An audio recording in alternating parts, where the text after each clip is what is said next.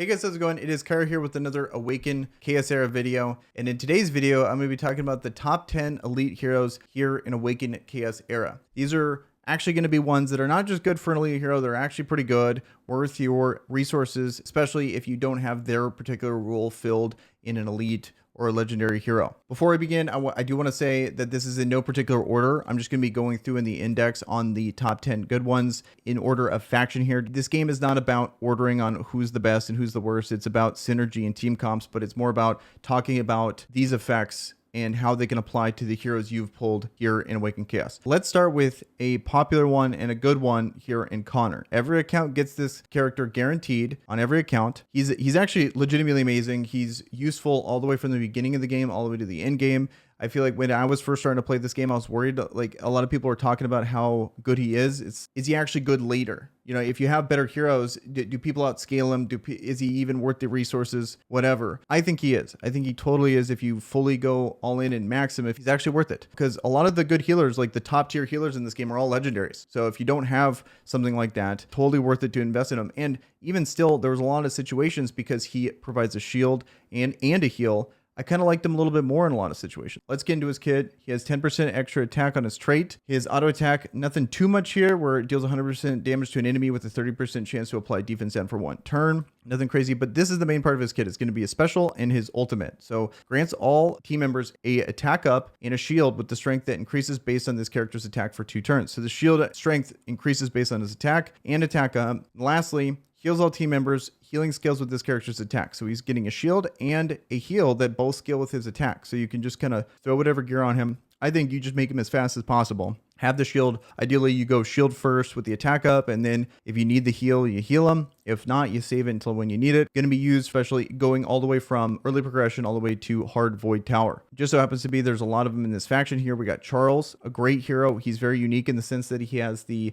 gets damage scaling based off his defense. It's a great way of being able to gear him so you can build him as tanky as possible, but then he actually hits really hard because of this passive here. If you have him ascended, he hits even harder. One of the things I really like about him, especially because I realized how good it is when I was using Brand a lot, and still use Brand a lot. He's easily one of the best heroes in the game, but it's this taunt right here with a 100% chance to applying taunt for 1 turn. That's absolutely amazing in making sure you can shut down an enemy over and over and over again if you want to. And if they don't CC you in the process, I mean, you can literally just make sure that the guy taunts you. It's really, really good. There's a lot of times that with Brand, I'll choose the taunt over his ultimate, which I think really speaks to just how good a single target taunt that's guaranteed is. His passive, +1 rage upon taking a valid hit, 20% defense per rage. So he gains stacking defense, and then from his passive, he does true damage based on his defense. So that's amazing that he can actually scale his defense based on how many times he gets hit. And then on his auto attack, he's taunting, so he's making sure that he's getting hit. And then lastly, he has a shield that scales off of his defense. So it deals 100% damage to an enemy and grants a shield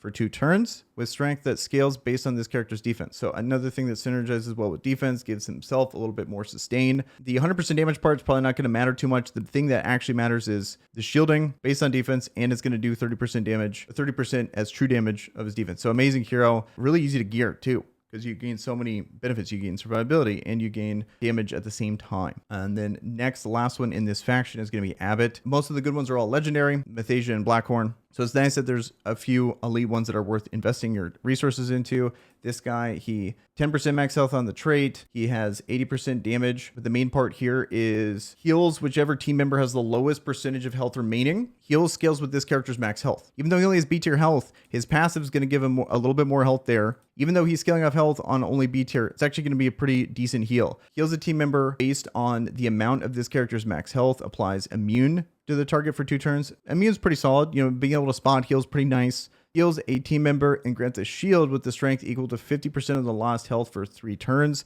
Healing scales based on this character's max health. Grants the target a bonus turn. So I like that they have the 3 turn there because it knows that you're going to be going. Essentially, it's a 2-turn shield because they're going to get that bonus turn. So I like that he has spot healing on all of his moves, essentially. Not many healers can say that. They usually have like an AoE heal or like a supportive move, a 1 spot heal, whereas he has a spot heal on his A2 and his A3. And it's not only a heal, but a shield as well. So I think he's pretty good. If you need something like that, keep him in mind, because I think a lot of these elites just get overlooked. Hulens, debuffs that he applies that are actually really good and really rare. First one is going to be on his auto attack here, where it applies unhealable. He has an 50% chance to apply unhealable. This is very rare to have on a basic attack. I believe the only one that has it as well is going to be Craze Urzag. And it's, yes, he's a legendary light hero. He has 100%, but very rare to have. And so just keep that in mind. But the other part that makes him really good is his passive.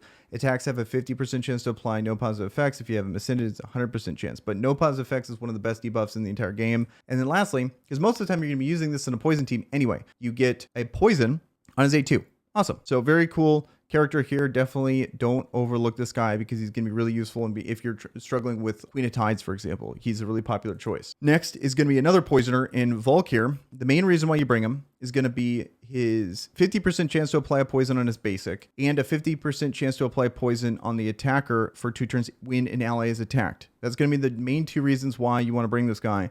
And then he has this kind of nice accuracy down, 50% chance there. There's too much RNG involved for me to really consider this a good thing, but it's a nice bonus. And then lastly is an ultimate that scales off of how many poison stacks, which probably not going to hit that hard, but it's a nice little bonus, especially it synergizes well with how many poisons he's doing. Most of the time, you're going to be bringing not him as the only poisoner. Santis is probably going to be the biggest poisoner, like most common one you're going to be bringing with him anyway. Poison is one of the best ways to be able to beat dungeons. So Hulens and Valuk here are going to be 2 great options to be able to help you out clearing those. Another healer, a little bit different than Abbott and Connor. Again, another 10% max health, has an attack down on the A1.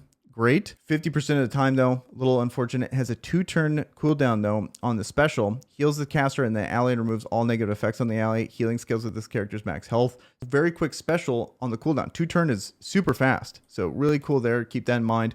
4-turn cooldown on the ultimate. Heals all team members based on the amount of character's max health, just like pretty much all healers, and then applies defense up to the target. Nice little survivability thing after they've been healed. But I really like how it's 2-turn and it clears the negative effects from the ally. So clearing negative effects, quick healing, great. Really good character there. A few of them in this faction here. I don't want to skip this guy. Zachary is one of the only, I think he's the only legit AoE nuker that's an elite hero and fire hero. So if you happen to go like Hydri or Evra, essentially anyone except Valeria, you're going to have a nice good coverage in the early game of wave clear. And that's pretty much the biggest value you want in the beginning of the game. You're going to be facing a lot of waves. AoE damage is going to come at a premium. So having more characters that do that, fantastic. And his kit is fully built to do that. Even though, unfortunately, he only has B tier attack, it's going to fall off later on in the game. If you want to take him into like arena offense and stuff like that, he's just not going to do enough damage. 150% damage to all enemies. Fewer the enemies, the more damage this character, this attack deals. That's really cool. I like that. He has a passive here, 50% damage to all enemies in a bonus attack when the character or a team member defeats an enemy. So he can kind of come in and attack out a turn, or he can follow up after he kills someone. He's just a very good character. When you're looking at damage, it's nice that they give every single account this guy. He's good. I don't think he's overrated. I think he's actually a great AoE nuker. Joseph, another support here where he can do attack up and defense up to all team members. The only character that can also do that, I believe, is Brand, but he does the 2 version. He does attack up 2 and defense up 2. But to give you an idea of just how rare it is, one's an elite, one's a legendary hero. He also has this where it removes all negative effects from the target, and if successful, grants the target a bonus turn. So he has the bonus turn built in, helping people out. Deals 100% damage and grants speed up to an ally, which is a nice little bonus there. I like buffs on A1s like that. B tier speed's, I would say, solid. B is pretty much the average. C tier, I would say, is bad. But then when you add his passive here, where he has 10% extra speed, it is actually pretty good. He has actually pretty good speed there. Gonna go fast. The only issue with him for me, he's trying to keep everyone up with this attack up and defense up, but he's one of the squishiest people on the team for the most part. So you really got to make sure you put all your good defensive gear to make sure he stays up for what kind of content you're trying to do. Like Ash is a big one where he was a popular choice. Lastly, in this faction is going to be Mary, a great character for a couple things. Mainly, this is going to be the main thing where it removes 1 negative effect from all team members and grants 1 stack of invincible to all team members for 1 turn. Very popular in a lot of hard content like Ash, Guild Boss, Void Tower. Be able to try to cheese out because you're invincible for that 1 stack for that 1 turn. It's just a really powerful ability. Very good. Not just on a elite hero, but on any hero. There's not many people that can do this. It's like her and Celestial Cain, and both of them are light. Either one's an epic and one's an elite hero. So very rare ability there. So I use her in my Ash team, for example. She also gives the damage up and immune, as well as giving a bonus turn to a team member at the end of the round. So just here you go. You get to go twice. Very good special. And then lastly, her auto attack, 30% chance to apply a stun. Nothing too crazy there. the best part of her kit is going to be the special and the ultimate. And then she actually has a pretty good trait where it removes a negative effect from all team members at the start of the turn, can only be triggered once per 3 rounds. So very good trait there. Pretty clutch, especially in Ashe, if you need to be able to cleanse a bomb. She got you covered there. So very good character as well. And then lastly, this is going to be the last one on the, I believe this is the last one on the list, is going to be Rogge. This guy, I totally slept on this guy, but he's